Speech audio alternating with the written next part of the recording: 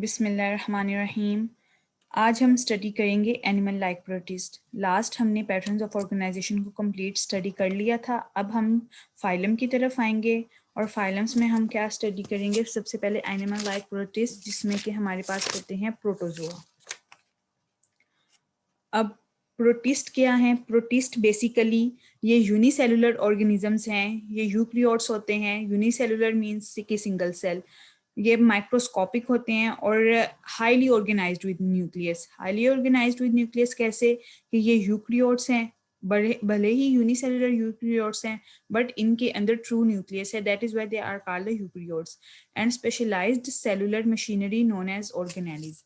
मतलब इनके अंदर एक स्पेशलाइज्ड सेलुलर मशीनरी होती है। सेलुलर मशीनरी के अंदर आपके पास जो एक कंप्लीट सेल है, उसका साइटोप्लाज्म, उसका न्यूक्लियस, उसकी ऑर्गेनेलिज कंप्लीट तौर पे प्रोटिस्ट के अंदर पाई जाती हैं। क्योंकि ये एवोल्यूशन हुई थी प्रोकैरियोट्स से यूकैरियोट्स की तरफ, फिर यूनिसेलुलर से मल्टीसेलुलर बने थे। तो मल्टीसेलुलर से पहले जो यूनिसेलुलर प्रोटिस्ट हैं ये यूकैरियोट्स हैं, और इनके अंदर जो सेल है वो एक उसको इसका एक ट्रू न्यूक्लियस है जिसके अंदर all kind of cellular machinery present है।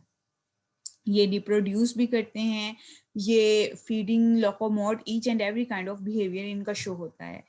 For example like Euglena, algae, dinoflagellates. उसके बाद आ जाते हैं प्रोटोजोआ। क्योंकि एनिमल लाइक प्रोटिस्ट है तो इसमें हमने बेसिकली किसको स्टडी करना है? प्रोटोजोआ को। प्रोटोजोआ के आगे हमने फिर फाइलम्स, सब फाइलम और उसकी क्लासेस को डिस्कस करना है। अब एवोल्यूशनरी पर्सपेक्टिव की तरफ से हम देखते हैं तो एवोल्यूशनरी पर्सपेक्टिव में है कि fossil study of protozoans. Like scientist ने पहले फॉसिल स्टडी की कि कौन से फॉसिल्स थे, कि किस तरह वहाँ से प्रोटोजोन्स जो उनकी एवोल्यूशन हुई पिछले प्रोटोजोन से, उनके फॉसिल्स रिकॉर्ड चेक किए। फॉसिल रिकॉर्ड्स क्या करते हैं कि ये इंडिकेट करते हैं तमाम प्रोटिस्ट को और एनिमल फाइला को कि कैम्ब्रियन पीरियड में जो भी एनिमल फाइला प्रेजेंट थे और प्रोटिस्ट थे, साइंटिस्ट ने उनको इंडिकेट किया प्रोटोजोआ की स्टडी से। And Cambrian period is about 550 million years ago, यानी कि 550 मिलियन ईयर्स अगो पहले जो एक पीरियड था, जो एरा था, वो हमारे पास कैम्ब्रियन पीरियड था। लेकिन कुछ ही फॉसिल जो एविडेंस है, कुछ ही फॉसिल रिकॉर्ड्स हैं, वो साइंटिस्ट जो हैं वो गैदर कर सके by the structure and function of living species. यानी कि जो अब उस टाइम पे जब जिस टाइम साइंटिस्ट ने इसको स्टडी किया, ओवरव्यू किया, उस टाइम जो लिविंग स्पीशीज थी प्रोटोजोआ की, उनकी बेसिस पे, उनके स्ट्रक्चर और फंक्शनल यानी कि मॉर्फोलॉजिकल बेसिस पे उन्होंने उनके फॉसिल्स को स्टडी किया। अब ओरिजिन ऑफ प्रोटिस्ट और प्रोटिस्ट के ओरिजिन कैसे हुआ? अब प्रोटिस्ट का ओरिजिन ऐसे हुआ कि ancient Archie were the first living organisms of the earth on this earth.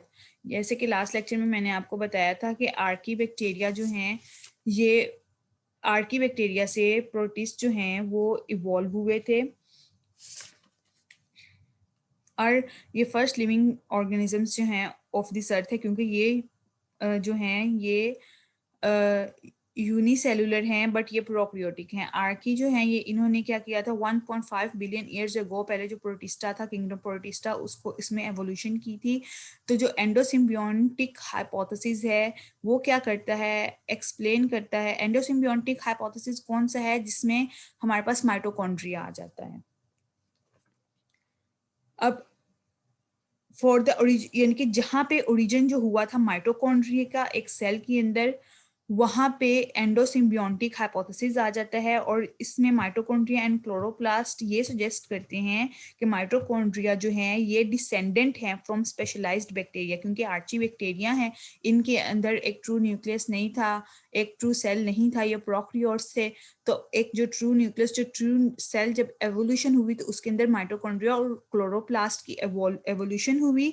और ये जो माइटोकॉन्ड्रिया हैं ये बेसिकली क्या है, डिसेंडेंट, यानी कि कहाँ से इवॉल्व हुए हैं, descendant from specialised bacteria, leading evolutionary theory of origin of eukaryotic cell. यानी कि leading evolutionary theory of origin of eukaryotic cell, उसको यूकैरियोटिक सेल की थ्योरी को इन्होंने लीड किया। कहाँ से? प्रोकैरियोटिक ओरिजिन से, प्रोकैरियोटिक ऑर्गेनिज्म से। अब आगे आ जाते हैं हम इसकी टैक्सोनॉमी ऑफ प्रोटोजोन्स।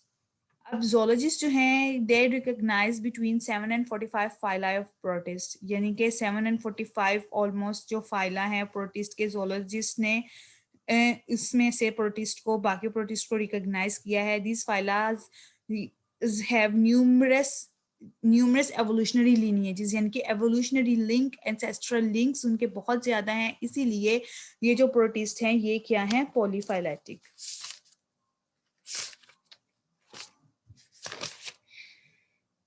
अब therefore these protists are polyphyletic group of organisms having separate origin are called polyphyletic, यानी कि वो organisms जिनके पास separate group है वो क्या कहलाते हैं, polyphyletic groups कहलाते हैं।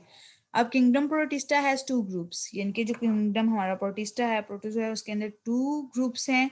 first है algae and second है protozoa। Plant like protist and animal like protist. हम किसको स्टडी करेंगे, एनिमल लाइक प्रोटिस्ट को। जो प्लांट लाइक प्रोटिस्ट हैं वो प्राइमरीली क्या है, ऑटोट्रॉफिक, यानी कि make their own feed, make their own food. And animal like protist जो हैं वो हैं protozoa, these are primarily heterotrophic, यानी कि ये बहुत फीड करते हैं ऑटोट्रॉफ्स पे भी और अपनी फीड भी बना लेते हैं, लेकिन ये फीड करते हैं मेनली ऑटोट्रॉफ्स पे।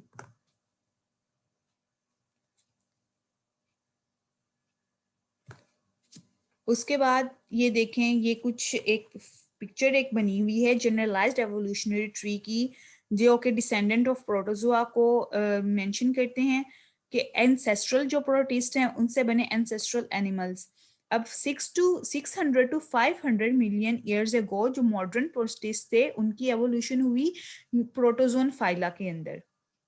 अब एसिलोमेट फाइला है, सुडोसिलोमेट फाइला है, सिलोमेट फाइला है। एज वी ऑल नो कि जो एसिलोमेट फाइला है मतलब विदाउट सिलोम फाइला, वो फाइला के इस फाइला के अंदर जो ऑर्गेनिजम्स होंगे उनके अंदर सिलोम प्रेजेंट नहीं होगा।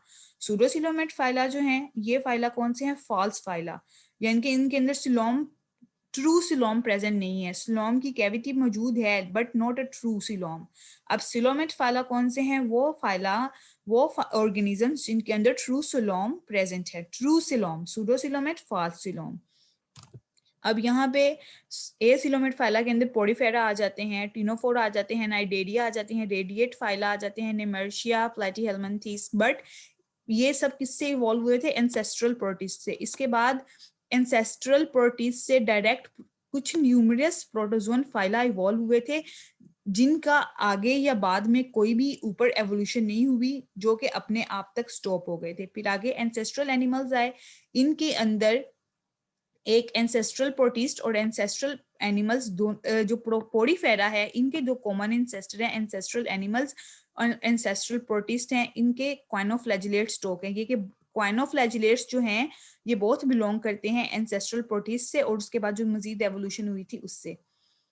जस्ट पोडीफेरा के अंदर जो पीछे एवोल्यूशन एक दफा स्टॉप हो गई थी मॉडर्न प्रोटिस्ट पे आके, उसके अंदर से जस्ट पोडीफेरा थे जो अराउज किए थे और इन्होंने भी इसके बाद से मजीद कोई और एवोल्यूशन इनके अंदर नहीं हुई थी। फिर उसके बाद जो एंसेस्ट्रल प्रोटिस्ट थे उनके अंदर फिर आए एंसेस्ट्रल एनिमल्स में टीनोफोरा आए, ड्यूटेरोस्टॉर्म्स आए, प्रोटोस्टॉर्म्स आए। उसके बाद rapid diversification and many extinctions, यानी कि बहुत ज़्यादा डाइवर्सिफिकेशन हुई, बहुत ज़्यादा डाइवर्सिटी प्रोड्यूस हुई एनिमल्स की, प्रोटोजोआज की, प्रोटिस्ट की, लेकिन साथ साथ एक्सटिंक्शंस भी बहुत हुई, यानी कि स्पीशीज एक्सटिंक्ट हो गई, फिर न्यू स्पीशीज इवॉल्व हुई। टोटली फीचर्स वही थे उनके जिससे हम उनको प्रोटोजोआ का नाम दे सकें, बट वो स्पीशी थी, एक मेन जीनस कह लें आप, सेम था। जैसे हमने क्लासिफिकेशन स्टडी की थी, जीनस या फैमिली सेम हो सकती है बट जो स्पीशी थी वो हो गई थी एक्सटिंक्ट। और इसके बाद 600 to 1500 मिलियन ईयर्स अगो पहले जो थे प्रोटोजोआज, ये उसके बाद nematoda, rotifera and other modern surviving animals जो थे वो प्रोड्यूस हुए। उसके बाद डाइवर्सिटी में हमारे पास अब आ जाते हैं, अभी भी स्टिल प्रोटोजोआज प्रेजेंट हैं क्योंकि ये इनवर्टिब्रेट्स हैं, ये हत्ता के ह्यूमन बॉडी के अंदर एज अ वर्म भी प्रेजेंट हो सकते हैं, जो कि कोई डिजीजेस कॉज करते हैं, जो कि as a host human body के अंदर या किसी भी ऑर्गेनिज्म की बॉडी के अंदर रहते हैं या वैसे अर्थ पे रहते हैं।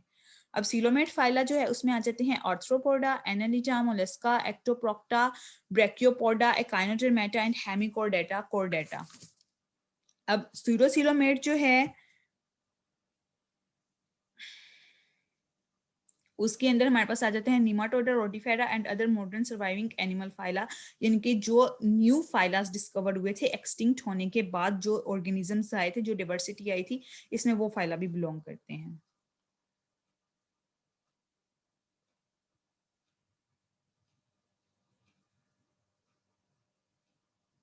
अब नेक्स्ट हम ये एवोल्यूशनरी ट्री, आई होप सबको क्लियर हो गया होगा।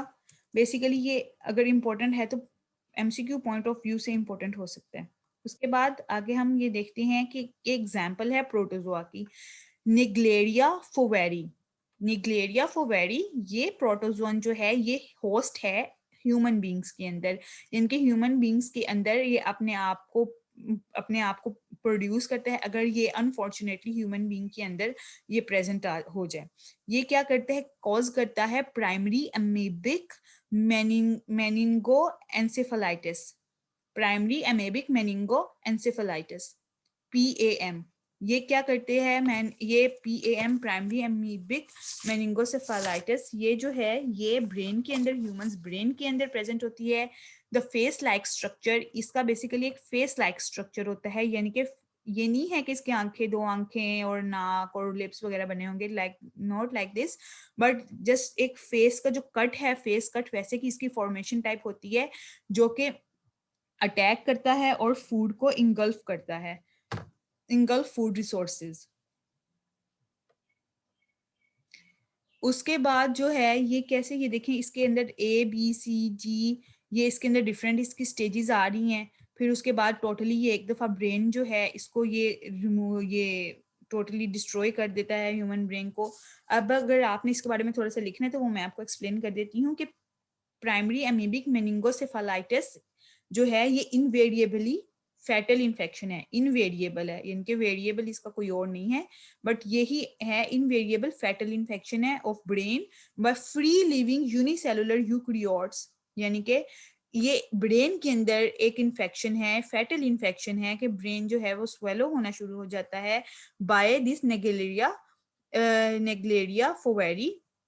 और इसके जो सिम्टम्स हैं वो मेनिंजाइटिस है, और इसके अलावा हेडेक, नोजिया, वॉमिट, फीवर, स्टिफिंग नेक, ये एटसेट्रा, ये सब कुछ इसके सिम्टम्स हैं।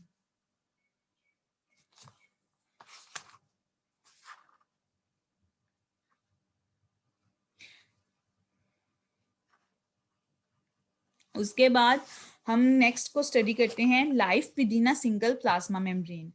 अब जो है life within a single plasma membrane, single plasma membrane मतलब सिंगल सेल, मतलब यूनिसेलुलर, यूनिसेलुलर अब क्या है हमारे पास, प्रोटोजोआ है। सो हम life within a single cell membrane में प्रोटोजोआस को स्टडी करेंगे। प्रोटोजोआस जो हैं they are unicellular type of organisms, इनके अंदर यूनिसेलुलर ऑर्गेनाइजेशन है। यूनिसेलुलर ऑर्गेनाइजेशन में मेन रोल कौन प्ले करता है, साइटोप्लाज्म। ऑल्दो इसके अंदर ट्रू न्यूक्लियस है, ऑर्गेनेलिज होती हैं, बट इसके अंदर जो मेजर रोल प्ले करता है वो साइटोप्लाज्म प्ले करता है, क्योंकि ऑर्गेनेलिज जो हैं वो साइटोप्लाज्म के अंदर प्रेजेंट होती हैं। न्यूक्लियस के भी फंक्शनिंग जो है, वर्किंग जो है वो एक हिसाब की, मतलब वो अभी इतनी प्रोमिनेंट नहीं होती, डोमिनेंट नहीं होती, but they are not simple organisms, as we all know that they are more complex than any other particular organism, particular higher organism. कि यूनिसेलुलर जो हैं ये मल्टी सेलुलर की तरह ही ये कॉम्प्लेक्स हैं, बिकॉज मल्टी सेलुलर में हम डिफरेंट सेल्स को स्टडी करते हैं, उनके अंदर भी mitochondria, endoplasmic reticulum, Golgi apparatus, या इस तरह की सब चीजें होती हैं, बट इसके अंदर साइटोप्लाज्म के अंदर भी सब ऑर्गेनेलिज मौजूद होते हैं। ठीक है, हाउएवर सम प्रोटोजोन क्लोनिस, ये क्लोनिस बनाते हैं, ये अपने आप को क्लोनिक की फॉर्म में रखते हैं। लाइक मैंने लास्ट लेक्चर में डिस्क्राइब किया था, it becomes difficult to differentiate between a colony and a multicellular organism. कि जब ये एक कॉलोनी फॉर्म कर लेते हैं ना, कॉलोनी के अंदर डिफरेंट यूनिसेलुलर प्रोटोजोआज आ गए, डिफरेंट यूनिसेलुलर ऑर्गेनिजम्स आ गए। ठीक है, अब एक कॉलोनी फॉर्म हो गई, एक ग्रुप ऑफ इंडिविजुअल्स बन गया। अब उस कॉलोनी ने क्या करना है, हर सेल के, जाहिर है इंडिविजुअली तो आप ग्रो करते हैं, लेकिन एक कॉलोनी को भी ग्रोथ की जरूरत है, उसको अपने फंक्शंस मेंटेन करने की जरूरत है।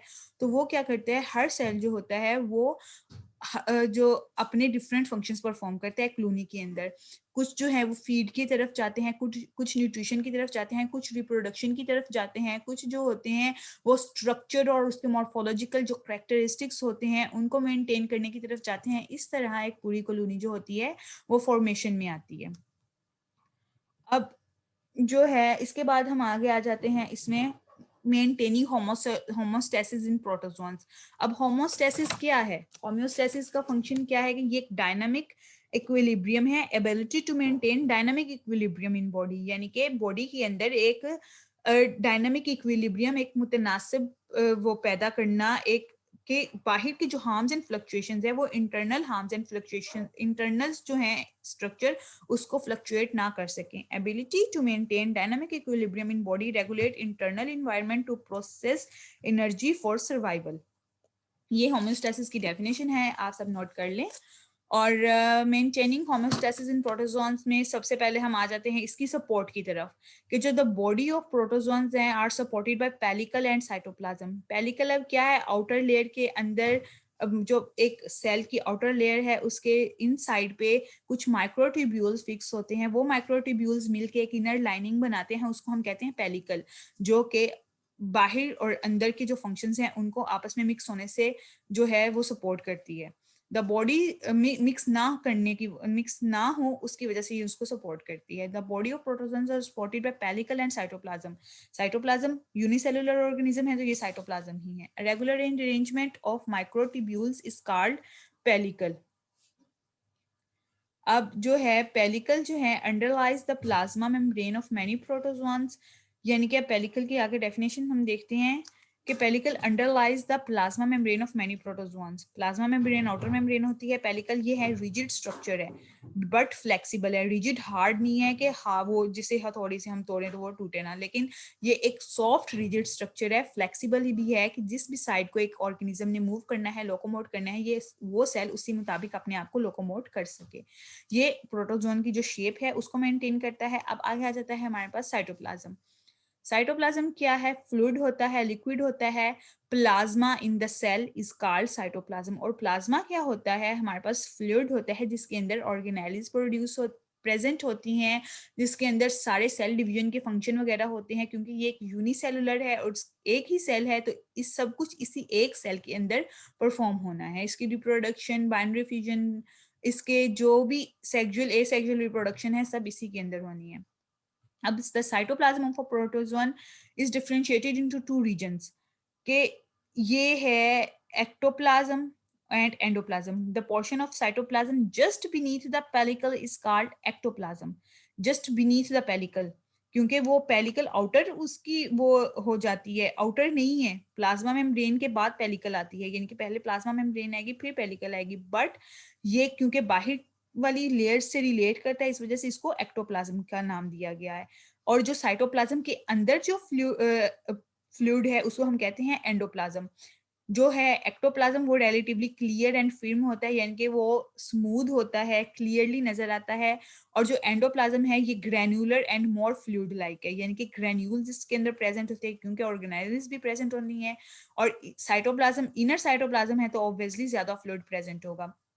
अब जो cytoplasm of a protozoan is differentiated into two reasons, वही हमारे पास जो एक्टोप्लाज्म एंड साइटोप्लाज्म है, अगेन इसी चीज को डिस्कस किया गया है। अब ये देखें, आपको जैसे सबको पिक्चर एक शो हो रही होगी कि ये जो है आउटर लेयर है प्लाज्मा मेम्ब्रेन की, ठीक है। प्लाज्मा मेम्ब्रेन के बाद ये एक और लेयर टाइप ही है, बट ये किसकी, ये है पेलिकल। पेलिकल्स जो हैं बेसिकली वो माइक्रोट्यूब्यूल्स के फॉर्मेशन से बनते हैं। उसके बाद ये हमारे पास कॉन्ट्रेक्टाइल वैक्यूल है, इंगल्फिंग भी होती है collecting tubules and contractile vacuole, cytopyge, lysosome, food vacuoles, ये हमारे पास माइटोकॉन्ड्रिया इसमें मौजूद हैं। बेसल बॉडी है, फ्लैजेलम है, साइटोफेरिंक्स है, इसको हम आगे डिस्कस करते हैं। एंडोप्लाज्मिक रेटिकुलम है, न्यूक्लियर इन्वेलप है, न्यूक्लियस है, बट जो बेसिकली ओवरऑल सेल को जिसने कवर किया हुआ है वो साइटोप्लाज्म है। अब आगे आ जाती है इसमें ऑस्मोरेगुलेशन। ऑस्मोरेगुलेशन क्या होती है कि मेंटेनेंस ऑफ वाटर होती है and salt balance in the body is called osmoregulation. Maintenance of water and salt balance is called osmoregulation.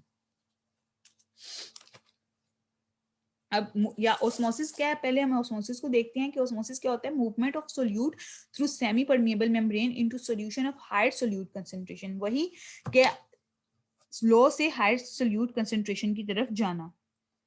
अब यहाँ पे हम कहते हैं osmoregulation maintenance of water and salt balance, कि वाटर और सॉल्ट बैलेंस ना ज्यादा एक्सेस हो ना ज्यादा लो हो एक बॉडी के अंदर, उसकी मेंटेनेंस को कहते हैं ऑस्मोरेगुलेशन।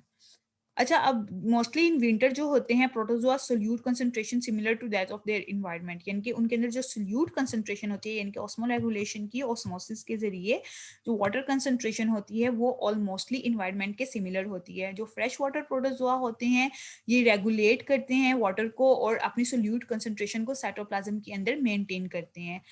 अच्छा, अब आगे आप देखते हैं कि there is higher solute concentration in the protozoa than in the environment, कि प्रोटोजोआ एक प्रोटोजोन ऑर्गेनिज्म है, उसकी बॉडी के अंदर सोल्यूट की कंसंट्रेशन जो है वो हायर होगी इन्वायरमेंट के हिसाब से। इसीलिए जो होता है water enter fresh water protozoan by osmosis, यानी कि बाहर जैसे भी कंडीशन है प्रोटोजोन ने अपनी बॉडी को वाटर के साथ फुली वो उसकी कंसंट्रेशन को कंप्लीट रखना है ताकि उसकी बॉडी के ऊपर कोई भी इम्पेक्ट ना आए।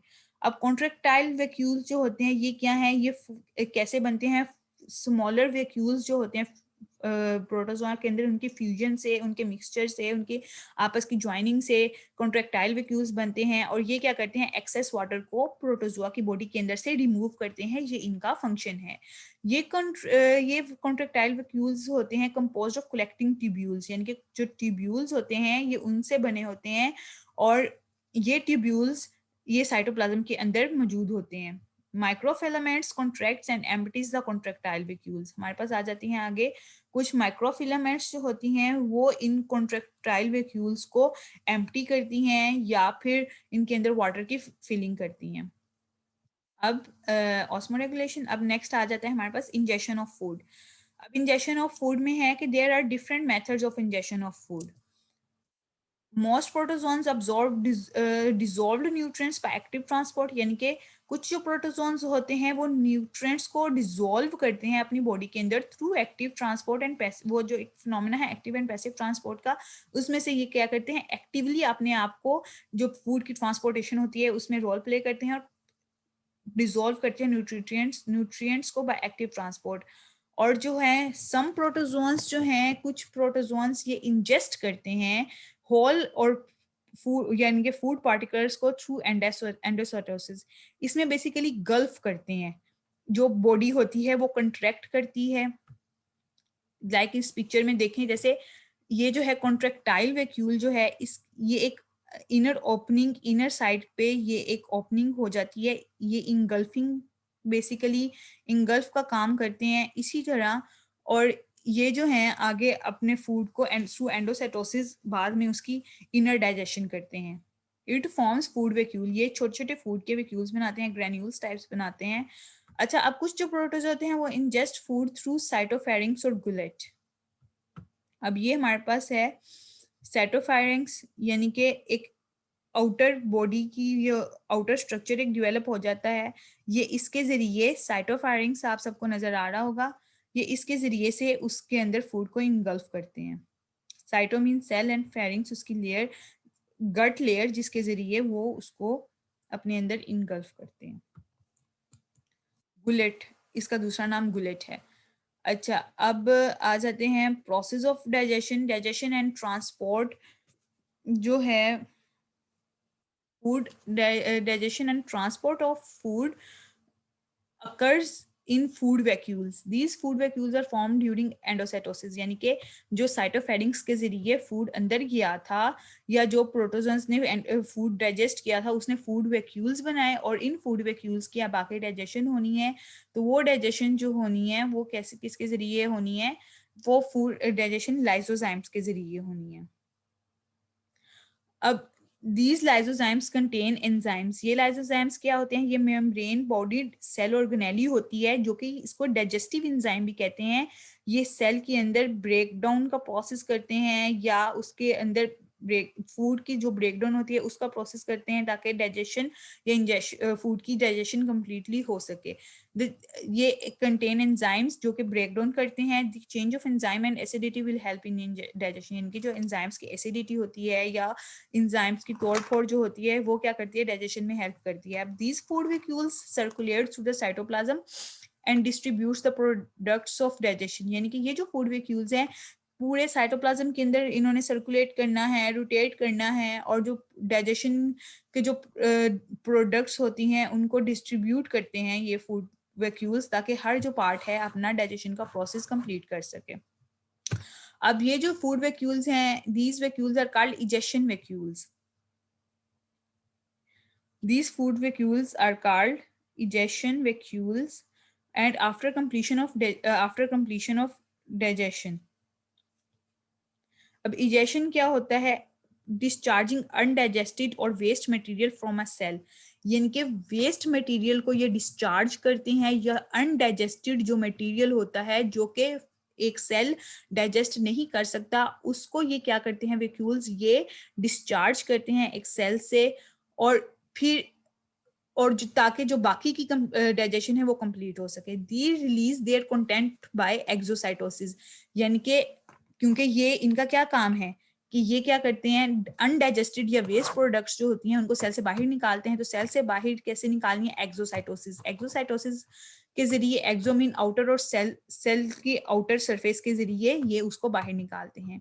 Sometimes a temporary pole is formed at a special region of the plasma membrane or pellicle, यानी कि जब एक्सोसाइटोसिस करते हैं इजेशन वैक्यूल्स तो समटाइम्स एक पोल की तरह, पोल यानी कि एक सर्कल की तरह एक टेम्परेरी पोल फॉर्मेशन हो जाती है, एक पोर फॉर्मेशन हो जाती है पेलिकल या प्लाज्मा मेम्ब्रेन के रीजन में, और इस पोल को साइटोपाइज हम कहते हैं। लाइक इन दिस पिक्चर, ये एक थोड़ी सी इनर ओपनिंग हो गई है, पोर एक बन गया है, इसको हम कहते हैं साइटोपाइज, जिसके अंदर से जो फूड के अनडाइजेस्टेड फूड मटेरियल है वो सिक्रीट करता है। अब आगे आ जाती है नंबर 6 पॉइंट पर, रिस्पिरेशन एंड एक्सक्रीशन। जो प्रोटोजोन्स हैं they are very small in size but they have a large surface area, क्योंकि एक सिंगल सेल है तो उसका कितना ज्यादा साइज होगा, but they have a large surface area, यानी कि वो विड्थ में ज्यादा होंगे, फैले हुए ज्यादा होंगे in proportion to their volume.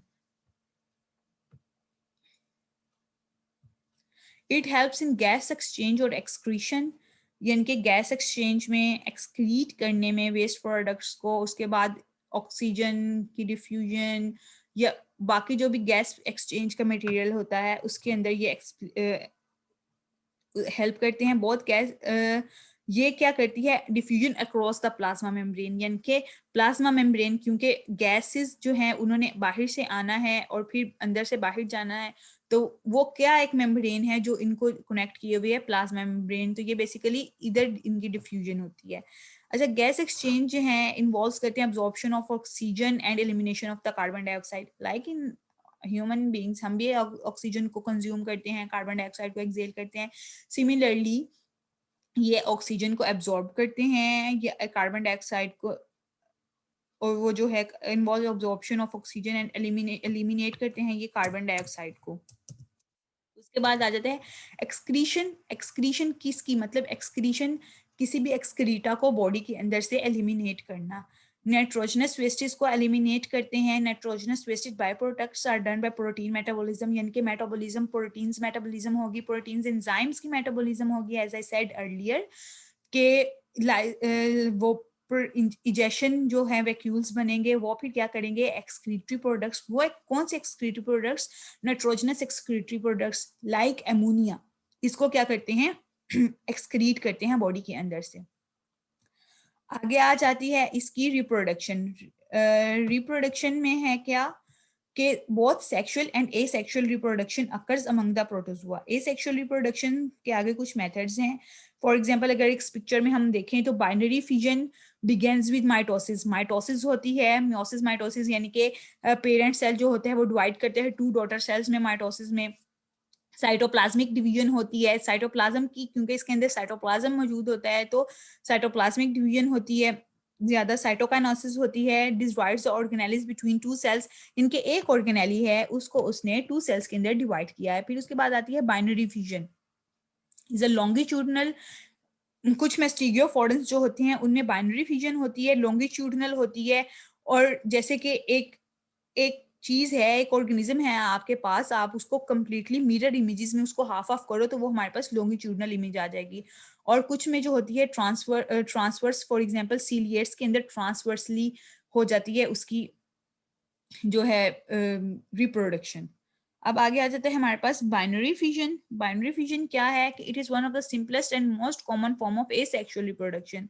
Mitosis occur होती है, प्रोड्यूस टू न्यूक्लियाई के एक पेरेंट सेल से, एक पेरेंट जो है प्रोटोजोआ से या ऑर्गेनिज्म से टू डॉटर न्यूक्लियाई बनेगी थ्रू बाइनरी फिजन। साइटोप्लाज्म वहाँ डिवाइड होगा, जो साइटोप्लाज्म है, न्यूक्लियस जो है, जो न्यूक्लियाई एक प्रेजेंट होती है वो क्या distributed into two similar sized individuals, यानी कि जो न्यूक्लियस है, जो छोटा सा एक न्यूक्लियस इनमें प्रेजेंट होता है वो टू सिमिलर न्यूक्लियस में डिवाइड होगा। और साइटोकाइनेसिस के अंदर जो ऑर्गेनेलिज ड्यूरिंग साइटोकाइनेसिस यानी कि साइटोप्लाज्मा की जो डिस्ट्रीब्यूशन है उसके दौरान, उसकी डिवीजन के दौरान जो ऑर्गेनेलिज हैं वो डुप्लीकेट होके इक्वली हर एक सेल में, यानी कि दो दो डॉटर सेल्स बनेंगे उनमें इक्वली डिवाइड हो जाएंगी। इसीलिए जो न्यू प्रोटोजोन जो होता है वो हर एक इंपॉर्टेंट ऑर्गेनेली को अपने अंदर वो उसके अंदर प्रेजेंट होती है। अब आगे आ जाता है budding. Budding in other limp of asexual reproduction, इनके एक अदर टाइप है एसेक्सुअल रिप्रोडक्शन की, इसके अंदर बर्ड्स बनते हैं, फॉर एग्जांपल हाइड्रा। अच्छा, अब हाइड्रा के अंदर भी बडिंग होती है। अब माइटोसिस जो होते हैं अकर ड्यूरिंग बडिंग। बडिंग का प्रोसेस जब स्टार्ट होता है तो माइटोसिस होती है, जाहिर है डिवीजन होगी, सेल डिवीजन होगी तो बर्ड्स बनेंगे। It is followed by incorporation of one nucleus into a cytoplasmic mass, यानी कि एक साइटोप्लाज्मिक मैस के अंदर एक न्यूक्लियस है, उसकी डिवीजन होती है तो उससे बर्ड्स आगे बनते हैं। This cytoplasmic mass is much smaller than the parent cell. वो जो साइटोप्लाज्मिक मैस होता है वो पेरेंट सेल से बहुत ज्यादा छोटा होता है। अब लास्ट हम देखते हैं मल्टीपल फिजन और शाइजोगोनी, इनके मल्टीपल फिजन या शाइजोगोनी। अब लार्ज नंबर ऑफ जो डॉटर सेल्स होते हैं इसमें फॉर्मेशन करते हैं। एक पेरेंट सेल से large number of daughter cells जो हैं वो फॉर्म करेंगे थ्रू माइटोटिक डिवीजन। और जो है multiple mitotic division occurs in a mature cell. इन जो एक मैच्योर सेल है उसके अंदर माइटोटिक डिवीजन अकर होगी। 10 large number of nuclei formed होंगे, जो large number of nuclei form होंगे वही न्यू सेल बनेंगे, वही न्यू ऑर्गेनिज्म बनेंगे। और आगे आ जाती है सेक्सुअल रिप्रोडक्शन। सेक्सुअल रिप्रोडक्शन में ऑब्वियसली सेक्सुअल है तो गमीट्स फॉर्मेशन आती है, जाइगोट आ जाता है, एम्ब्रियो आ जाता है। तो इसमें गमीट फॉर्मेशन अकर करती है, gametes fuse to form zygote in some protozoa. कुछ प्रोटोजोआ में मतलब the sexually mature individuals are haploid. Gametes are produced by mitosis. First division in zygote is meiosis. Ciliated protozoans take place by conjugation. Conjugation का process होता है, meiosis mitosis होती है। Asexual में just mitosis होगी, जबकि सेक्सुअल रिप्रोडक्शन में हमारे पास आगे मियोसिस आ जाती है, फिर उसके बाद माइटोसिस आ जाती है। हैप्लॉइड, डिप्लॉइड यानी कि जो है सिंगल जो सेल्स हैं उनके अंदर सेक्सुअल रिप्रोडक्शन होती है, उनके अंदर गेमीट्स फॉर्मेशन होती है कि एक ही सेल के अंदर स्पर्म और एग की मदद से एम्ब्रियो भी बन रहा है। उसके बाद कुछ जो सीलियाज होते हैं उनके अंदर कॉन्जुगेशन का प्रोसेस होता है। ये थी हमारी आज की प्रोटोजोन्स की रिप्रोडक्शन, उनकी फाइलोजेनी भी और उनका जो है life within a single cell plasma membrane.